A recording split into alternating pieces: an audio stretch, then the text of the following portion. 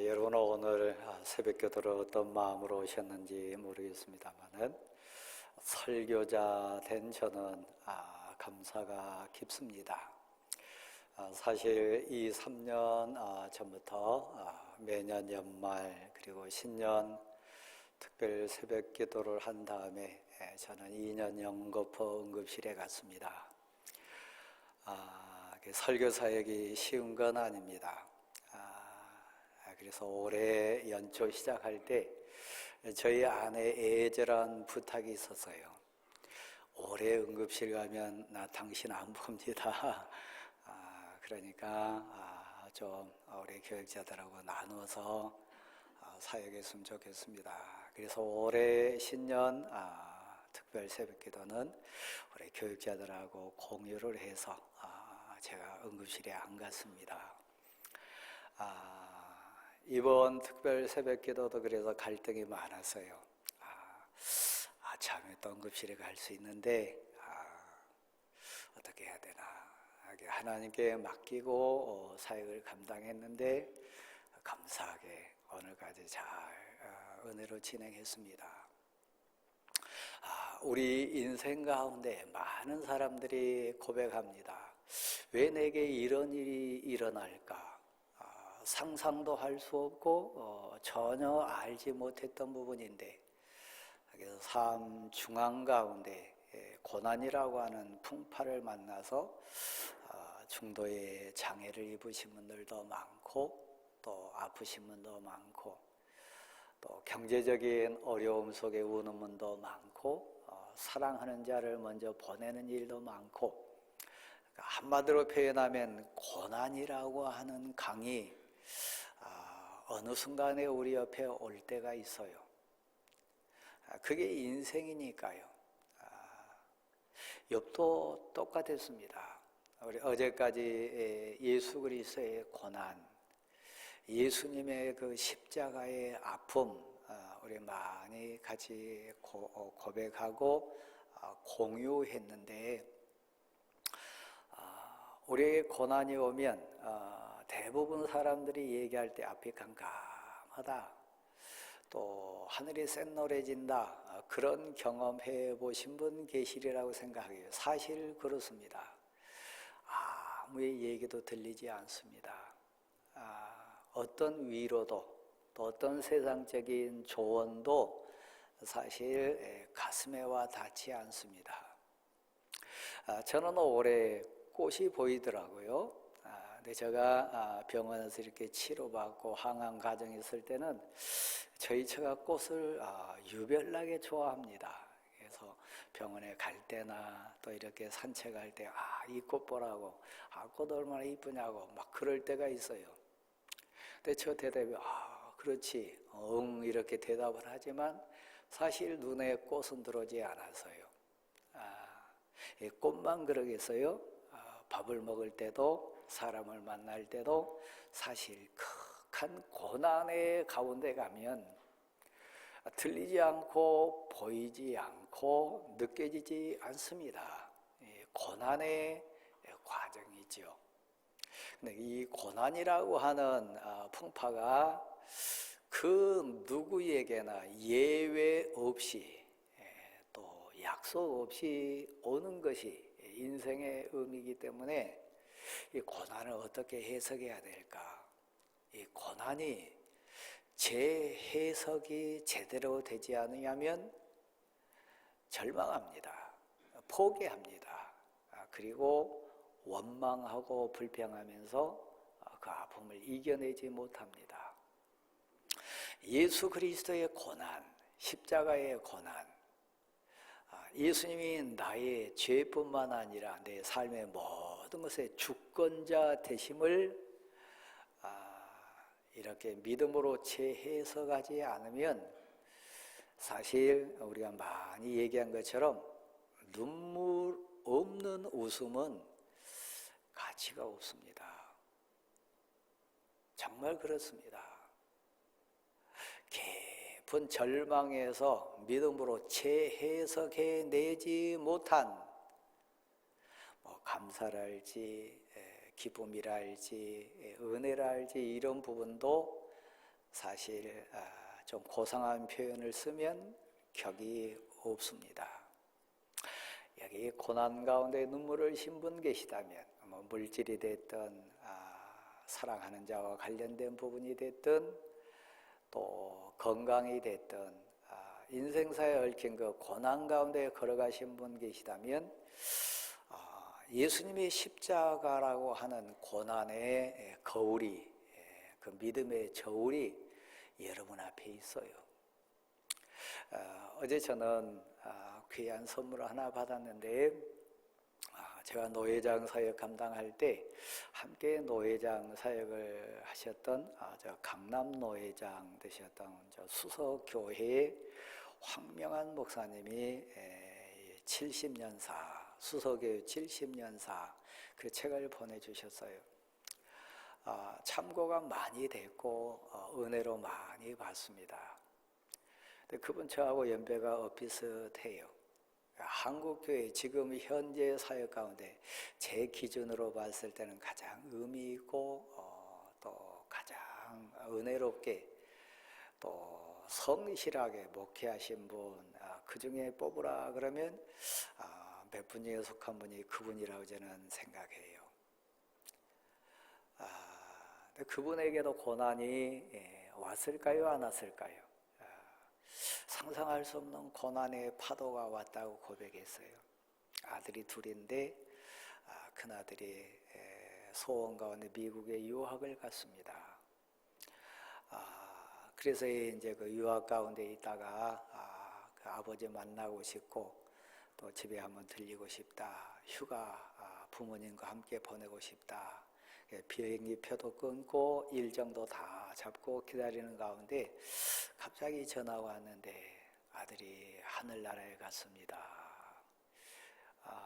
뭐 상상 못 하잖아요. 그래서 그분 표현은 그 전화를 받고 하늘을 보고 주변을 봤는데 모든 것이 다 정상이더라.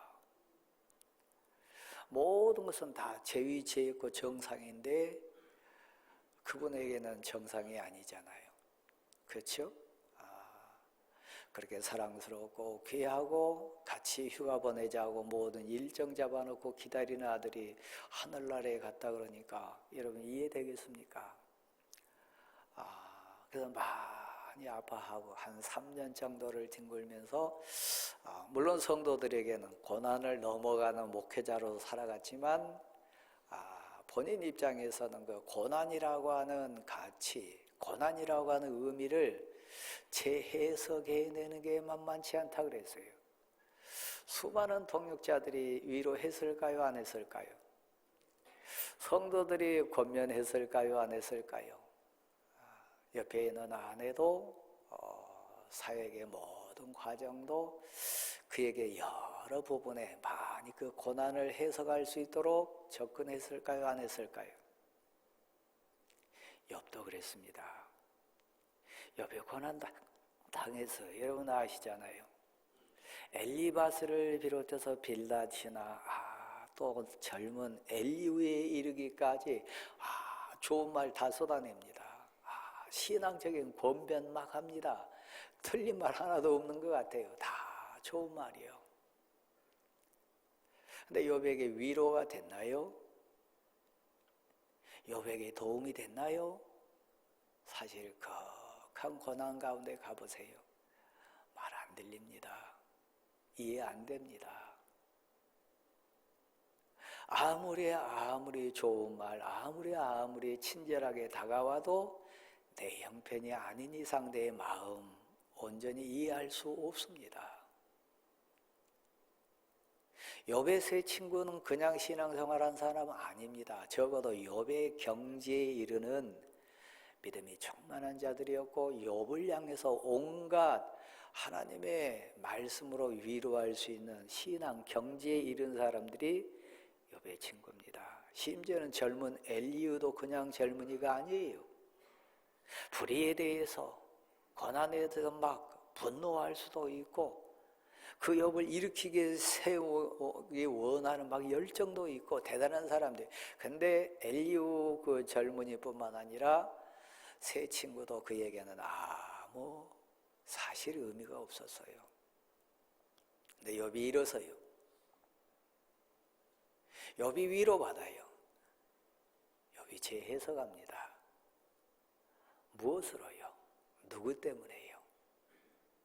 그래서 황명호 목사님은 3년간 많이 뒹굴고 그가 3년간 계속 봤던 책은 관심은 죽음이라고 하는 죽음에 대한 해석, 죽음의 의미, 왜 이런 고난이 이 아픔이 내게 왔을까 하는 그 반문 속에 계속 세상 책을 많이 봤다 그랬어요. 세상 책도 도움이 됐을까요? 안 됐을까요? 그럴듯하게 보이기는 하지만 그 가슴 중심은 온전히 위로할 수 없었어요. 어느 순간 많이 울부짖고 하나님께 엎드린 가운데 하늘 음성이 들렸는데 정아, 나도 아들을 잃었다. 하나님의 음성이 그를 치유했고 일어서게 했고 참된 위로가 됐다. 그렇게 고백을 했습니다. 그러나 3년 후에 또 본인이 암이 걸렸어요. 아들 죽은 데다가 본인이 암 투병하는 고난이 겹쳤을 때 여러분이라면 불평하지 않았겠어요? 원망하지 않았겠어요? 누구의 말이, 어떤 사람의 조언이 그를 일으켜 세울 수 있을까요? 별 보실랍니까? 그래서 주님이 우리의 곁에 오신 거예요. 그래서 십자가에 달리신 예수님의 고난이 나를 위한 고난으로 위로가 되는 거예요. 실제가 그렇고요. 나 위에 피 흘리시고 나 위에 울부짖으시고 날 위해 죽음 가운데서 뒤척이시는 주님의 그 고난만이 어떤 사람이나 어떤 세상 이론이나 어떤 세상 만남이 아니라 참된 위로자 대신 예수 그리스도 그분이 내 삶의 진정 고난의 재해석자로 임재할 때 욥이 그랬어요. 1장부터 37장까지 읽어보세요. 오늘 1절도 그렇게 시작합니다. 여전히 내게는 불편한 마음이 있습니다. 원망이 있습니다. 이해가 안 됩니다. 하나님을 향하여 세상을 향하여 내 인생에 대해서 여전히 나 지금 마음이 온전치 않습니다. 해소가 안 되는 거예요. 나 거기다 대고 위로한다, 또 조언한다 하는 가치 속에 새 친구의 말이 막 오는데 오히려 그게 화살이 됐어요. 오히려 그게 너무 그냥 상처 난 데다가 그냥 소다를 붓는 것까지 더 쓰렸어요. 더 아팠어요. 그래서 제가 고난의 극한 가운데 간 후에 제가 새롭게 깨달은 게 있습니다. 아픔 당하는 성도들에게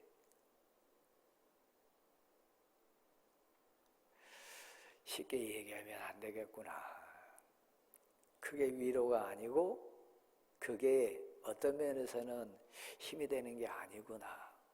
오히려 말하지 않는 것, 오히려 그냥 이런 어줍지 않은 조언하지 않는 것, 그것이 오히려 성도를 이해하는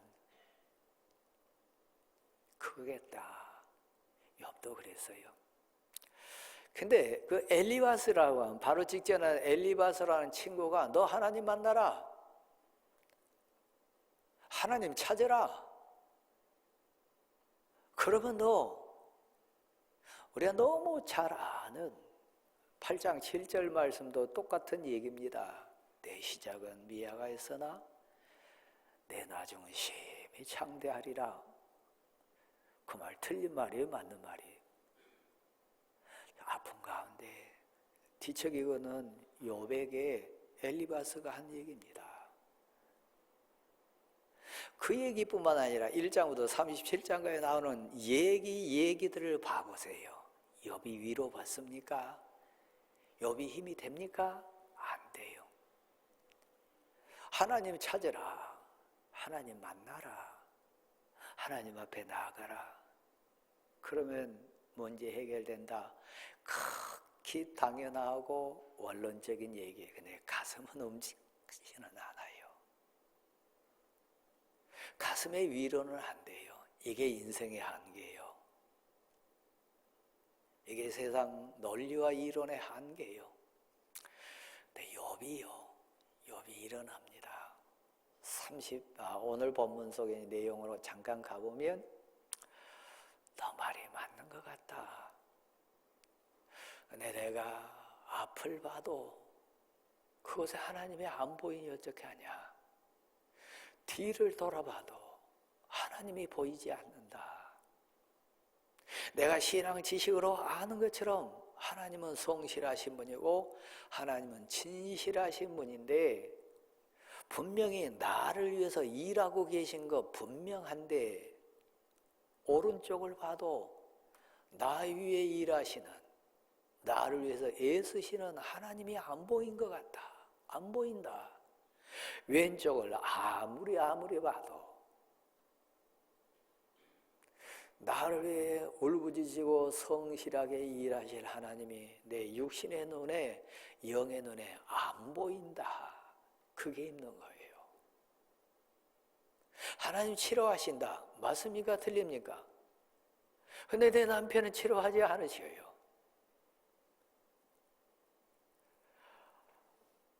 하나님은 응답해 주시는 분이시고 날 위해 대신 싸워주신 분인데 하나님이 내 삶에 지금 일하고 계신 것 같지 않아요.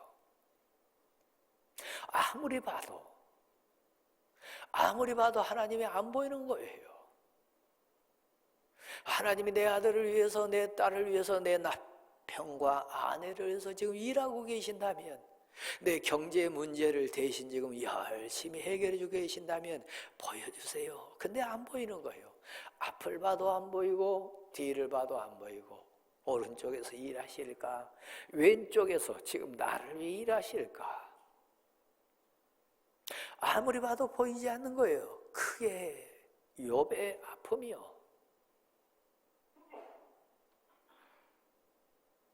근데 여러분에게 묻습니다. 진짜 하나님이 욥을 위해서 일하시지 않나요? 하나님이 욥의 인생에 대해서 성실하지 않나요? 하나님이 욥의 인생에서 외면하고 계신가요? 아니요. 38장부터 드디어 욥의 눈이 열리고 믿음으로 재해석이 되고 하나님을 만납니다.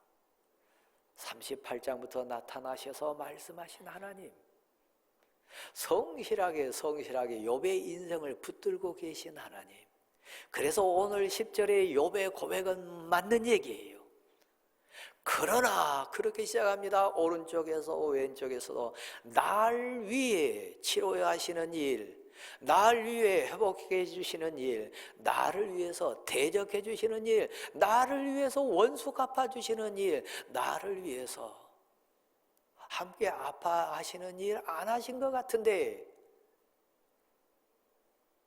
38장 이후의 장면에 하나님이 나타나셔가지고 묻는 얘기 들어보니까 진짜 안 계신 게 아니었어요. 외면하신 게 아니었어요. 그러나 보이지 않으나, 내가 느껴지지 않으나, 지금 나타나지 않으나.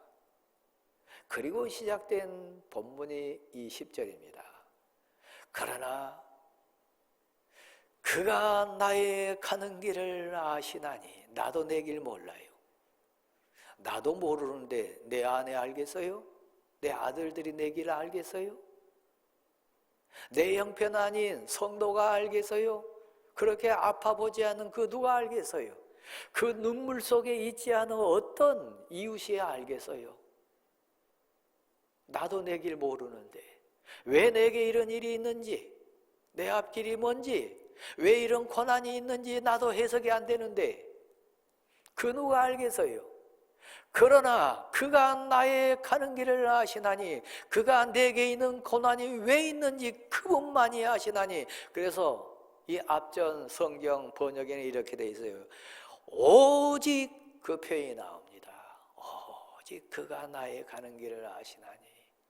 맞습니다. 하나님은 성실하세요. 그래서 그분은 십자가 지셨어요.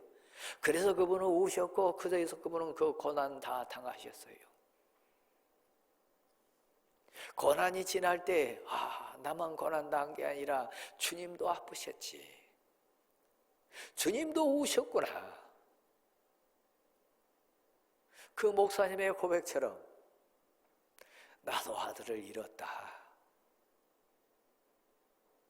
해석이 되는 거예요.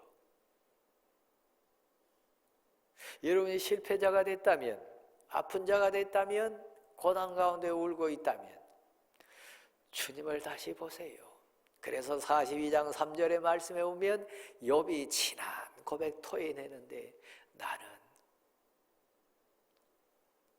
무지한 자가 돼가지고 하나님의 이치를 가리는 자가 됐습니다. 깨닫지도 못하고 알지도 못하면서 막 쏟아냈고 해석했고, 무지한 자가 돼가지고 이치를 가리는 부끄러운 자입니다. 입을 가릴 뿐입니다. 여러분 인생을 해석해낼 수 있나요? 여러분 인생 5분 후를 아시나요? 중도의 장애를 입으신 수많은 장애인들이 자기가 장애인 될 줄 알았나요? 물질이 다 사라져서 망한 인생이 자기가 그렇게 망할 줄 알았나요? 저도 제 인생 몰라요. 몰랐어요. 저도 대구한교회 사역석에 보니까 아프기 전에는 저 병원 하나 입원한 적 없습니다. 적어도 18, 9년 이상을 완전히 건강한 가운데 살았습니다. 제가 항암을 받고 제가 치료자가 되고 제가 죽음의 강을 건너는 눈물을 흘릴 자 저는 될지 몰랐습니다. 여러분도 마찬가지예요. 그러나 오직 그가 나의 가는 길을 아십니다. 내게 당할 고난, 내게 닥칠 그 고난의 강 만날 것 아시고 그분은 미리 다 그 고난 내 옆에서 담당해 주셨습니다. 사랑하는 성도 여러분, 십자가의 고난이 여러분 삶으로 재해석됩니까? 여러분의 고난이 십자가의 은혜로 재해석되십니까? 오직 그분만이 나의 가는 길을 아시나니. 내게 왜 이런 고난이 있는지, 우리 집에 왜 이런 문제가 있는지, 왜 이게 내 마음대로 안 되는지 오직 그분만이 나의 가는 길을 아시나니, 내 인생을 아시나니. 그리고 고난을 이렇게 해석해냅니다. 그가 나를 단련하신 후에는 이 고난이라고 하는 과정을 통해서 하나님이 나를 빚으시면, 이 고난이라고 하는 아픔을 통해서 나를 철들게 하시고 내 부족한 부분을 깎아내시고 쪼아내시고 붙이신다면, 이 고난이 지난 다음에는 이 고난을 주님과 함께 극복한 다음에는 내 인생이, 내 삶이 하나님이 원하시는, 하나님이 기뻐하시는, 하나님께 영광이 되는, 향기가 되는 정금이 되어 나올 줄 믿습니다. 해석이요.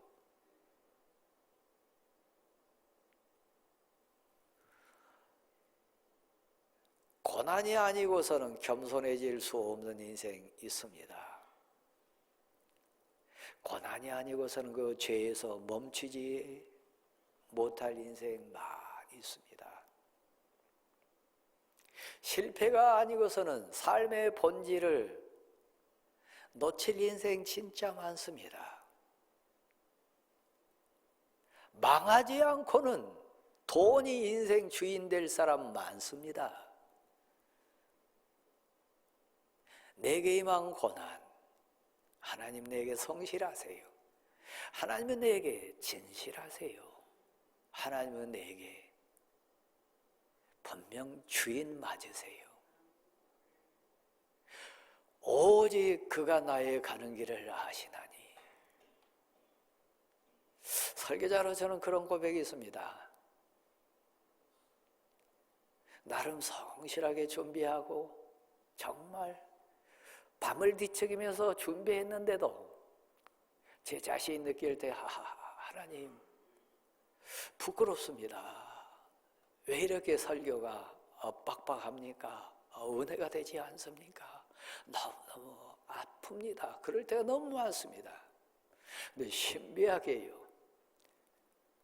저는 힘들었는데 은혜 받았다고 그냥 말칠해 거칠해가 아니라요, 진짜 눈물을 흘리면서 은혜 받았다고 하는 사람들이 있어요. 신비해요. 제가 한기범 선수 이야기를 며칠 전에 했습니다. 제 믿는 구석이 있습니다.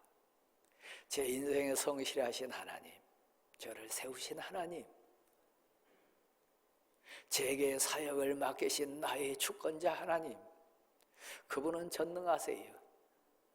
성실하고 진실하게 최선을 다하면 비록 믿음의 골대를 향해 던져서나 빗나간 거 있다면 위대하신 하나님,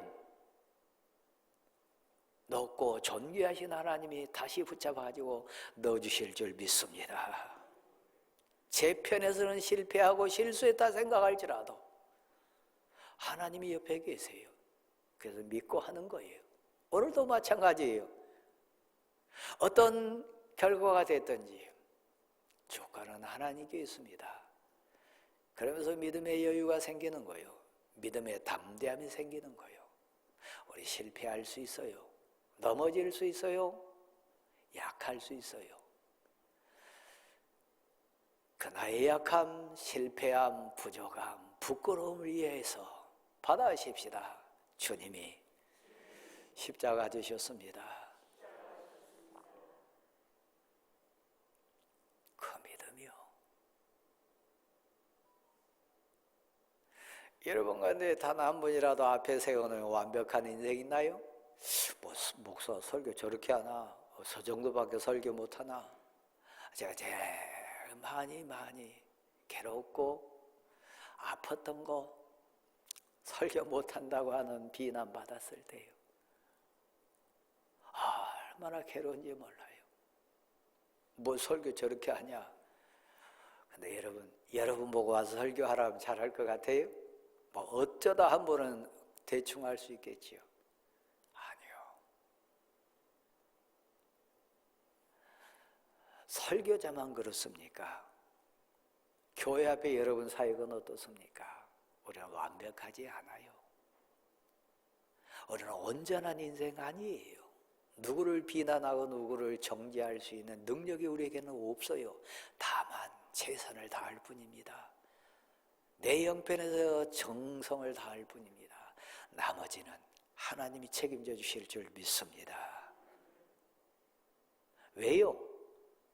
오직 그가 나의 가는 길을 아시나니 그가 나를 단련하신 후에는 나를 눈물을 흘리게 하고 괴롭게 하고 나를 갈등하게 하신 그 과정이 있으나 결론은 하나님이 주인이십니다. 합력해서 선이 될 줄 믿습니다. 결론은 정금 같은 인생으로 빚어주실 줄 믿습니다.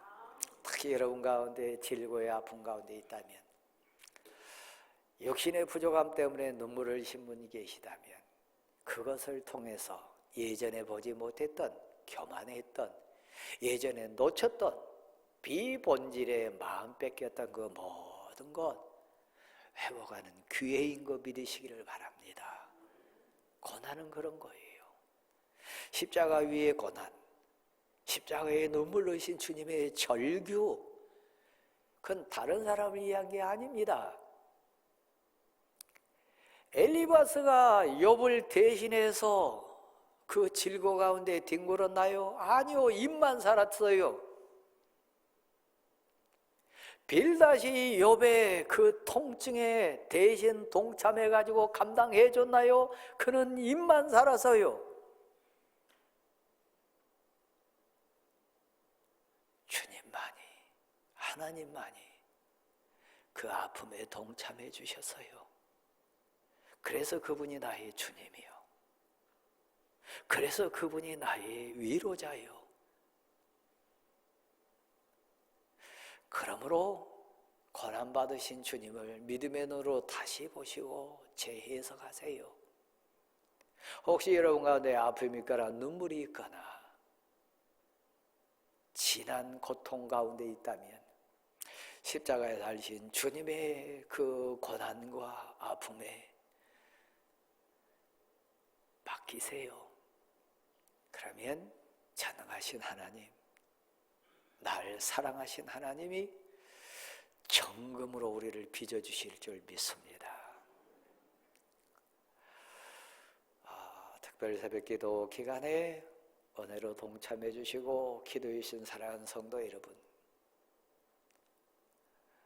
이 특별 새벽기도가 여러분의 의미가 있으셨다면, 이 특별 새벽기도가 여러분의 특별한 기도회였다면 복이요. 하나님 우리에게 성실하십니다. 우리를 위해 더 아파하십니다. 욥의 고백 제가 마무리하겠습니다.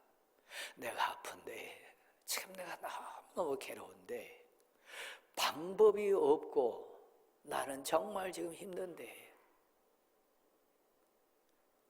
앞에도 안 계시고 뒤에도 안 계시고 날 위해 일하신 것 같지 않고, 오른쪽에서 일하는지 왼쪽에서 일하는지 날 위해 지금 응답의 손깃을 지금 보이신다고 하는데 나는 보이지 않습니다. 그러나 오직 나의 가는 길을 하나님은 놓치지 않음을 믿습니다. 오직 그가 나의 가는 길을 아시나니 그가 나를 단련하신 후에는 내가 점검되어 나올 줄 믿습니다. 진짜 그러셨어요. 40장을 읽어보세요. 41장을 읽어보세요. 42장을 읽어보세요. 다 풍성케 하시고 배나 갑절로 막 채워주시고, 아들은 딸은 세상에서 가장 멋지고 가장 아름답고, 그 비난하고 정죄했던 친구들은 용서를 구하고, 교만하고 알지 못해서 막 이런저런 말 쏟아냈던 자기 자신도 내가 입을 가립니다. 죄를 뒤집어 쓰면서 제가 진실로 회개합니다. 이전에는 제가 귀로만 들었는데 이제 눈으로 봅니다. 이전에는 겉신앙이었는데 이제 진실로 하나님을 제가 만납니다. 이 고백이 여러분 고백될 수 있기를 간절히 소원합니다.